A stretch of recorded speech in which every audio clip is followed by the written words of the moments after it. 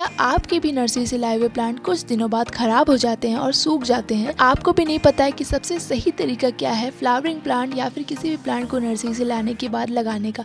तो आज हम बात करने वाले हैं कि फ्लावरिंग प्लांट को किस तरह से लगाएं कि वो खराब भी ना हो और आगे फ्लावरिंग भी करते रहें। तो इन्हीं सब ज़रूरी बातों को आपको बताने के लिए मैं 2 दिन पहले नर्सरी गई और फ्लावरिंग प्लांट ले आई और आज आपको मैं पूरी बात बताने वाली हूँ। इसके लिए आप वीडियो को अंत तक ज़रूर देखिएगा।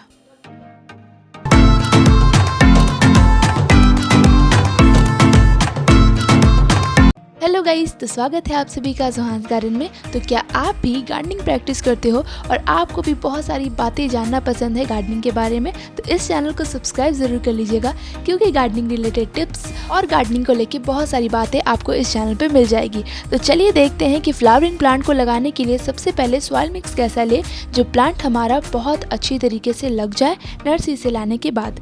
तो आप देख सकते हैं हम एक न्यूट्रिशियस सॉइल मिक्स बनाने वाले हैं। जिस तरह से प्लांट के हेल्दी होने के लिए प्लांट के पत्तों का हेल्दी होना बहुत ज़रूरी है, उसी तरह से सॉइल का भी न्यूट्रिशियस होना बहुत ज़्यादा ज़रूरी है ताकि आपके प्लांट जो है अच्छी तरह से ग्रो कर पाए।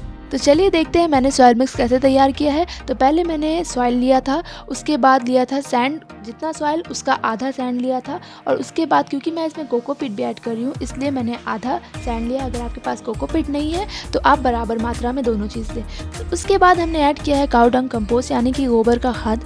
उसके बाद मैंने थोड़ा सा नीम खली भी ऐड किया था, वो मैं रिकॉर्ड करना भूल गई, सॉरी। और मैंने आपको बता दिया, आप भी इसे ज़रूर ऐड कर लीजिएगा। तो सबसे पहले हम लोग वाइट वाले पॉट में लगाने वाले हमारे डहलिया के फ्लावर प्लांट को। क्योंकि ये सारे सीजनल फ्लावर है तो कुछ टाइम बाद ये मुरझा जाएंगे, इसलिए ज़्यादा बड़ा पॉट इसमें लेने की ज़रूरत नहीं है। इसके ज़्यादा रूट ग्रोथ भी नहीं होते। इसमें पहले से भी छोटे छोटे बर्ड्स आ रखे थे न्यू फ्लावर्स के, तो आप देख सकते हैं हम लोग ग्रो बैग से पहले निकालेंगे।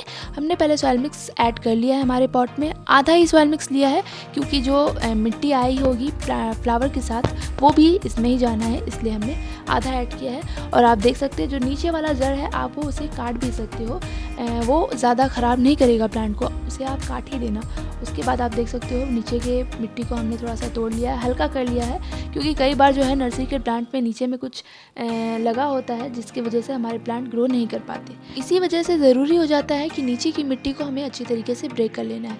सभी फ्लावरिंग प्लांट को आपको पहले नीचे की मिट्टी को ब्रेक ही करना है, उसके बाद ही लगाना है। तो पहले हमने डहलिया लगा लिया। डहलिया के बहुत सारे यूजेस हैं हमारे डेली लाइफ में, वैसे एक सबसे ज़रूरी है कि ये मेडिसिन बनाने में भी बहुत ज़्यादा काम आते हैं।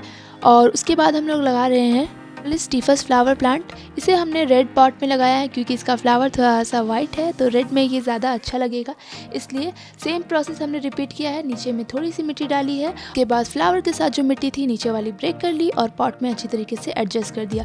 मिट्टी अच्छी तरीके से भरना है और लास्ट में हम इन सब में पानी ऐड करने वाले हैं। तो ये है हमारा ऑरेंज रोज़ जो कि अभी पिंक दिख रहा है। असल में बात करूँ तो ये जब खिलता है तो ऑरेंज दिखता है और कुछ टाइम बाद क्या पता क्यों ये पिंक हो जाता है। ये क्यों होता है आप मुझे कमेंट में ज़रूर बताइएगा, इसका मुझे ज़रा सा भी आइडिया नहीं है। इसकी मिट्टी जो थी थोड़ी गीली थी तो इसे हमने तोड़ने में बहुत ही आसानी हुई, हमने बहुत ही आसानी से इसे ब्रेक कर लिया। तो आप देख सकते हैं मिट्टी को अच्छी तरीके से तोड़ लिया है।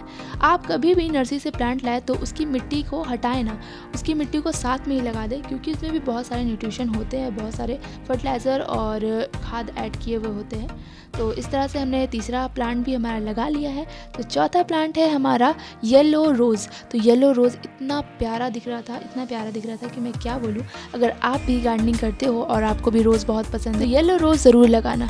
तो इसे हम थोड़े बड़े पॉट में लगा रहे हैं क्योंकि पॉट की थोड़ी सी कमी थी, इसलिए तो इसे भरने के लिए हमने नीचे में सूखे पत्ते डाले हैं।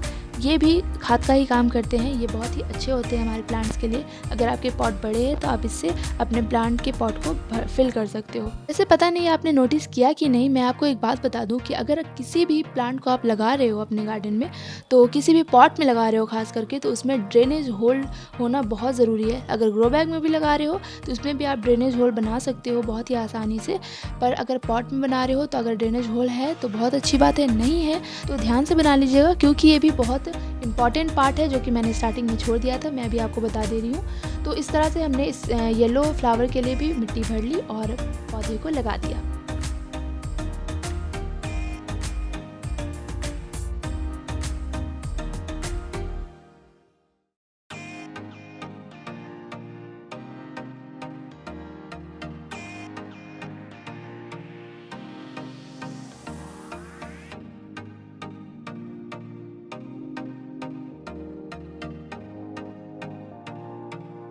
सेम प्रोसेस से इसे भी हमने लगाया है और आप देख सकते हो फ्लावर लगाने के बाद हमने इसमें अच्छी तरीके से पानी दिया है। सारे प्लांट अभी अच्छी तरीके से लग गए हैं। प्लांट को लाने के बाद आपको 1-2 दिन तक गार्डन में ही छोड़ देना है ताकि वो हमारे इन्वायरमेंट को अच्छी तरीके से एडजस्ट कर सके हमारे इन्वायरमेंट में, और उसके बाद ही आप इसे पॉट में ट्रांसफ़र करें। तो आप देख सकते हैं सभी पॉट को हमने अच्छी तरीके से वाटरिंग कर दिया है। आप 2-3 सेकेंड बाद देखोगे अभी कि मैंने 2-3 दिनों बाद एक फ़ोटो लिया था हमारे सारे फ्लावर का। ये बहुत ही अच्छी तरीके से लगे हैं। इसी तरह से आप अपने भी फ्लावर लगाओ।